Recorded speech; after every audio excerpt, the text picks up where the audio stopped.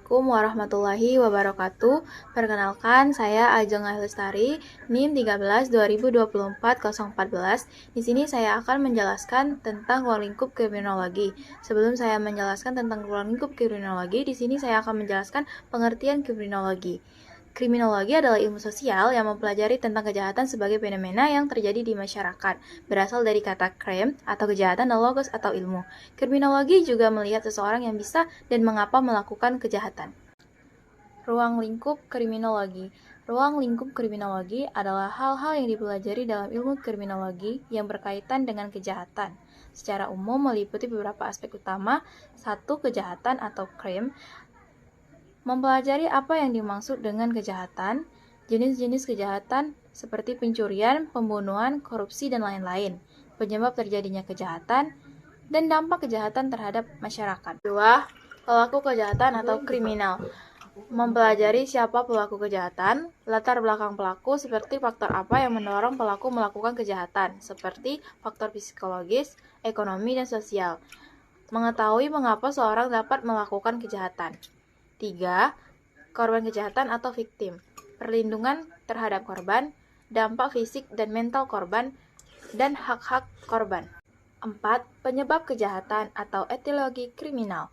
Faktor penyebabnya seperti faktor ekonomi atau kemiskinan dan pengangguran. Contohnya seperti seseorang mencuri karena tidak memiliki penghasilan.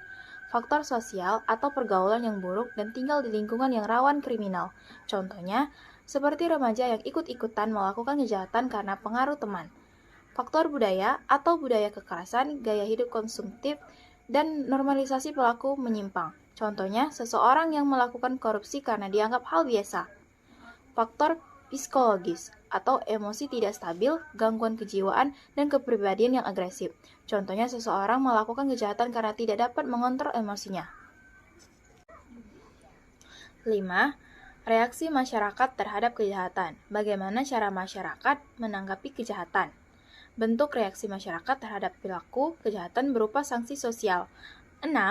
Sistem pengendalian kejahatan. Upaya pencegahan atau preventif dilakukan sebelum kejahatan terjadi, mengurangi peluang dan niat pelaku dengan cara pendidikan dan penyuluhan hukum, pengawasan lingkungan, perbaikan kondisi sosial ekonomi, penanaman nilai moral dan agama, serta perencanaan kota yang aman.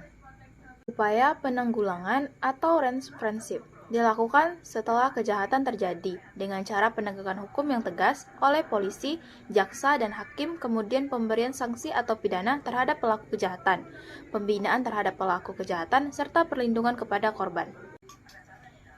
Kesimpulan, ruang lingkup kriminologi mencakup kajian tentang kejahatan, pelaku kejahatan, korban, serta reaksi masyarakat terhadap kejahatan. Melalui kajian ini, kriminologi bertujuan memahami penyebab dan dampak kejahatan sehingga dapat dirumuskan upaya pencegahan dan penanggulangan yang efektif demi terciptanya ketertiban dan keamanan masyarakat.